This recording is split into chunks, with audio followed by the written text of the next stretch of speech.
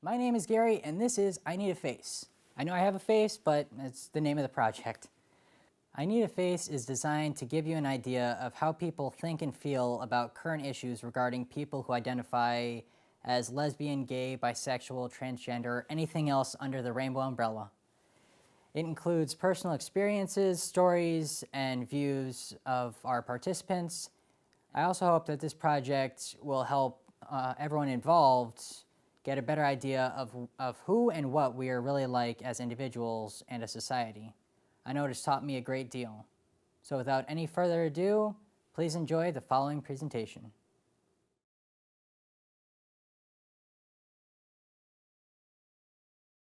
My name is Caleb Early. Anthony Moran. Adrian Maslin. Stephen Minkler. Jacob. I'm Caitlin Rodriguez. Neil Lodge. Talia Novotosky.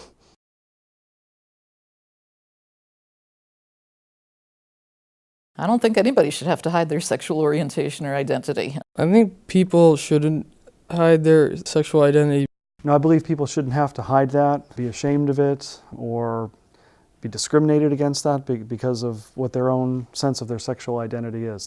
Ideally, people shouldn't have to hide anything with regards to, what would be considered, typical human functions and behaviors. I mean, you might want to hide your social security number, but you shouldn't hide, what you identify as or anything like that. I think you shouldn't have to. I don't think anyone should have to hide anything. That being said, I think people do for a reason. I don't hide anything. I'm just not outward. There are things that I've had to hide and that I continue to hide. No, I never have, not. I was afraid of what society was going to think of me. But then I started to know people in the LGBT community, and then I got the courage enough to come out to my parents and my friends. Absolutely. Everybody's had to hide something from somebody at some point about themselves. Not necessarily, but I was bullied for several years because people thought I was gay, especially in middle school where you're just learning what gay is. People are too much dedicated to society, and they're like, oh, well, will society think of me if I come out as gay, lesbian, bisexual, or any other sexual identity? So I think they should stop and just say, I am who I am, and I don't care what anybody says. The whole issue stands that there is a stigma against the LGBT community, and hiding it is the only way they can get through life without being harassed. You're scared of having the people you've trusted your whole life or, for a long time to suddenly leave you because of how you feel. Because right now there is a heteronormative view that says that anyone who's not straight is not normal. It actually makes me feel happy that people are actually coming out of the closet. So at least, it's like Harvey Milk said, if they know one of us, they know all of us.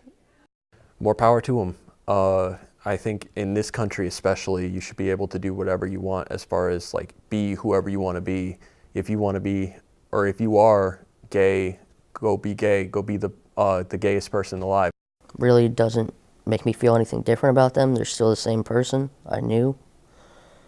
They deserve same treatment I get, you get, everyone. It makes me feel that I have, a new appreciation or a different understanding of somebody. For me, it's no different than if somebody told me that they liked a particular sport or they liked to read a particular author. It's just another aspect of who they are. So in some ways, I guess I'm just happy to know more about that person. I'm happy for them if the person felt that they could come out. I don't like to think about people having to live a lie, having to live in hiding, being afraid to tell their parents, being afraid to tell their friends who they are. That's just not a fun way to live. I'm mostly happy. I'm kind of worried that, they might receive, negative feedback from that. And so usually I'll just tell them, make sure you have people who support you before you come out. And, when they do, I try to be there as well. I have a big pride and envy for those kinds of people that have the guts to say who they really are in person to everyone, just come out, this is who I am, undoubtedly, this is who I am. It takes a lot of strength. When I first came out and said I was dating my partner, my mother kind of didn't accept it. She just said that she was sure it was a phase, not necessarily for me, but for my partner, and they wouldn't transition and just stay a male. For all of the people that have ever come out to me, I feel as though I respect them a little more afterwards for being so honest and open and having the strength, because it's not easy. It's really not easy. One person at my church who was transgendered, I knew through my church as a woman, but I had met him in the past, and I'd forgotten about it until she reminded me of that. So it's kind of interesting that I kind of re-met her through church, but that I had met him before. So it was, but no difference in how, what I thought about the person or how we got along or anything like that. My cousins, they're lesbians, and I support them. My family, not so much, mainly because they're strict, like religious, but like, I feel like the younger generation of my family is like open, which is good. My perception of people didn't change as that information came to light. So I was like a strong advocate for the LGBT community, so it didn't really change. If the individual person respects another individual person, then society as a whole will be more respectful of each other. They should treat them better than they are, I guess, now, so that it would be equal. It's damaging to view people as simplistic symbols or ideas rather than the complex interrelations that a person is. The way people treat each other for good and for bad is amplified by social media. So if you really want to go out of your way to insult somebody, before social media, it was kind of hard to do that in a very public way. Well, now it's easy. You can just put a post up there and say something really nice about somebody, or something very derogatory, or threaten somebody, and that really amplifies the magnitude of that insult or of that piece of praise, right? So, on the one hand, if you feel that you're still kind of questioning who you are or where you are, who you might be, and you don't want to kind of hear that kind of insulting language coming your way, it's probably because now like the whole world could see that if someone chose to try to insult you or even maybe call you out. On the other side, I think that I've seen a lot more in a real positive way, people coming out earlier or acknowledging their sexuality earlier because our culture is changing. We are seeing more and more, especially with Hollywood, more and more LGBT members reaching like higher stardom. For example, Neil Patrick Harris is everywhere, or he was at least a few years ago.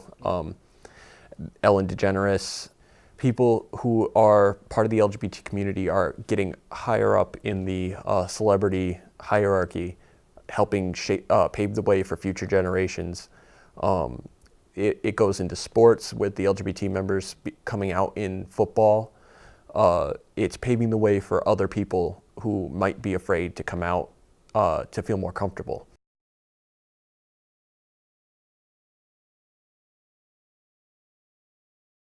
We should strive to treat everybody, equally. All of us need to be more self-aware of our own reactions.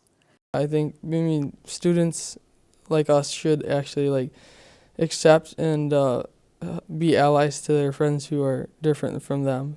We should be just knowledgeable, aware, and just, again, supporting. I think you should treat everyone the way they want to be treated. We're all people. It doesn't matter what your identity or orientation is. But we have to teach people that, because unfortunately some people don't know. It's up to every single person. You can't wait for society to accept anything. You, as a person, need to look at other people and say, you're human. If someone is something else, then don't say, oh, they're confused, they don't know what they're doing, they're really a guy or a woman. The issues facing the LGBT plus community are not going to go away overnight. Even 10, 20 years, we're still going to be fighting this battle, but it's a battle that needs to be fought. I'm glad that this is more of a topic nowadays and people can actually talk about it and speak their minds. I am a straight, cis male. Homosexual. I identify as a male. I identify as female. I'm heterosexual. I would identify myself as a heterosexual male. I'm straight. I identify as me. I don't identify. I identify as a lesbian, but I do prefer male pronouns, although I do not consider myself transgender. I consider myself a cisgender male, heterosexual, but I think I could be considered queer. I don't know the exact definition, so that's why I said I could be.